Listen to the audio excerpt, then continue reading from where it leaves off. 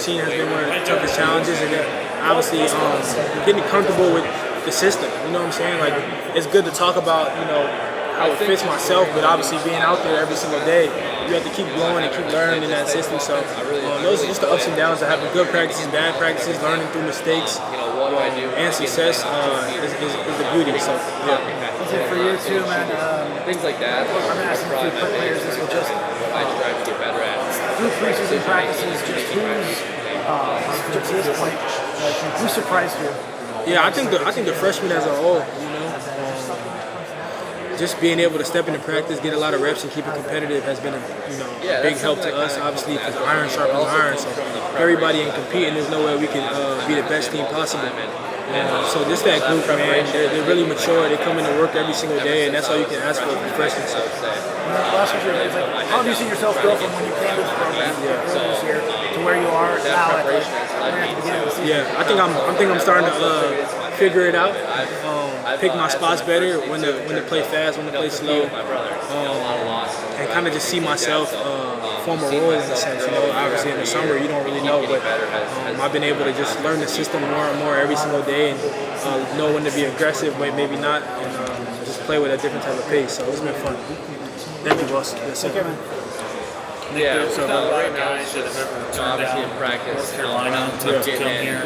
Why was that the decision for you? in the week by myself. Man, we have been there for an hour. yeah, I had a great visit there, but If we had practice, I'm honestly, stay later.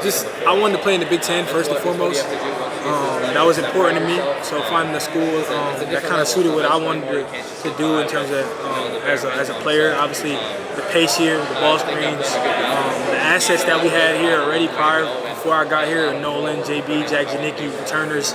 And then on top of that, I also couldn't go there because we had lost at FAU to San Diego State, and I went to San Diego State. And then after losing to UNC, it took a long thinking to be like, man, do I really want to do that again? I didn't know if I could do that personally myself. So I had to think about that too, and so thinking about that, and then obviously just the opportunity to be the point guard here was hands down. So if Wisconsin had beaten you in the tournament, you might not be here right now?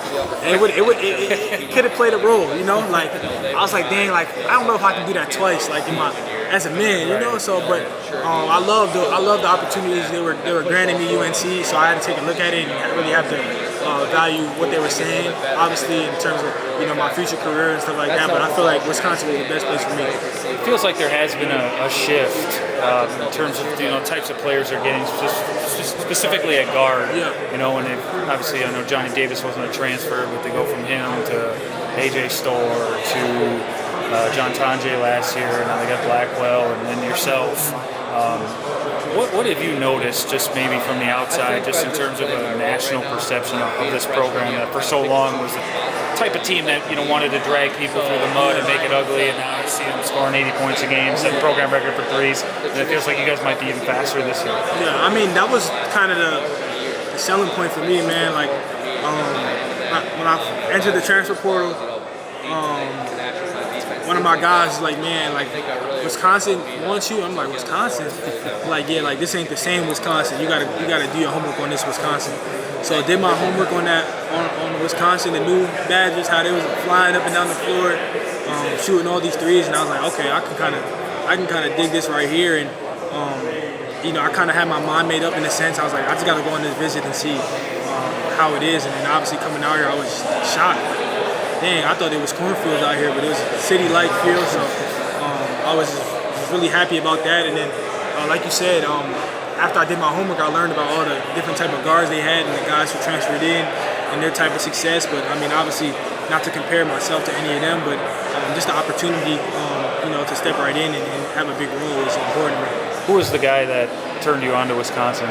Yeah, it was my uncle. Okay. Yeah, he was talking to some of his friends. My uncle was a basketball coach, so talking to some of his buddies, like, yeah, Wisconsin, they're interested. And I was like, okay, like I think you should do your homework on them. This ain't the same Wisconsin you're used to watching, because I've been watching a lot of college basketball, so I kind of know what you mean. When you got here, obviously John Tonje last year, I don't know if you're familiar with his story or what he did, but it was kind of a seamless transition for him. It felt like program, the fans, kind of just wrap their arms around him. How have you just kind of been welcomed since you've got here? Obviously, you haven't played anything in front of fans yet, but from your teammates, how has that transition been? Just going with a new group of guys that you didn't know from a hole in the wall a couple months ago. Yeah, it's honestly been great. I mean, they giving me the confidence. The coaches instill the confidence to be like, hey, Nick Boyd, go ahead, do your thing. So just having that type of faith from them and confidence from them has been important. Obviously, throughout the year, it's gonna be ups and downs, highs and lows. I mean, that's any season, but just sticking with it. And as long as I know my coaches believe in me and my teammates believe in me, there's no better feeling than that.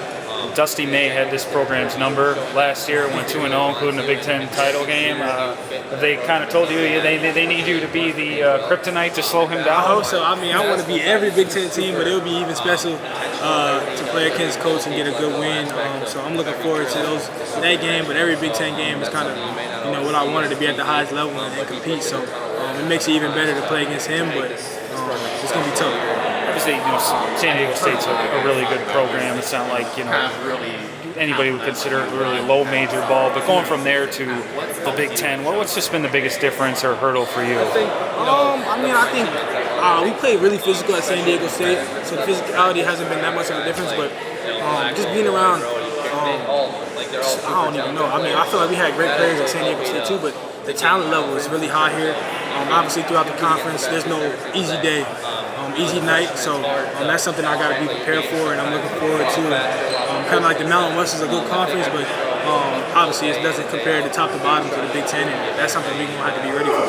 You left a really good team too. Yeah. I think they were picked to win the league, and a lot of people kind of are looking to them to be a sleeper in the NCAA tournament. Why did you want to kind of do a 1-year rental process, for lack of a better word? Yeah, it was a last-minute decision, honestly. After the season, came to terms with my family, but I just feel like it was time for me to take the next step and play at the highest level each and every night, the best competition each and every night. And yeah, I mean, I think they're going to be a great team. We were really young when I was there. We was in the top 25 for a good amount of time. So, I mean, I hope they do the best. I'll be watching. And I love my time. So it was good. Some of these returners talked about how hard it's been not to get over that hump and get to the Sweet 16. What's just kind of been, someone that's done it before and gotten to a Final Four? What is the difference between those teams that can play into that second and third weekend versus the ones now, especially when the NIL era, where last year Wisconsin faces a team that one guard probably cost more than the entire roster did. But what are the keys to just getting over that hurdle when it's no longer like it was maybe 5-6 years ago, where if you got the right matchup, you could maybe limp your way into those? I mean, I think it comes down to having a bunch of guys who can kind of just hoop. I feel like the tournament is like, everybody kind of knows what you're gonna do out there. Like everybody knows your plays, they blow your plays up. So who got the best hoopers and who's gonna go out there and hoop? And I feel like with myself, JB and Rody, 3 guys who can put the ball on the floor and make plays, we'll be in a good position.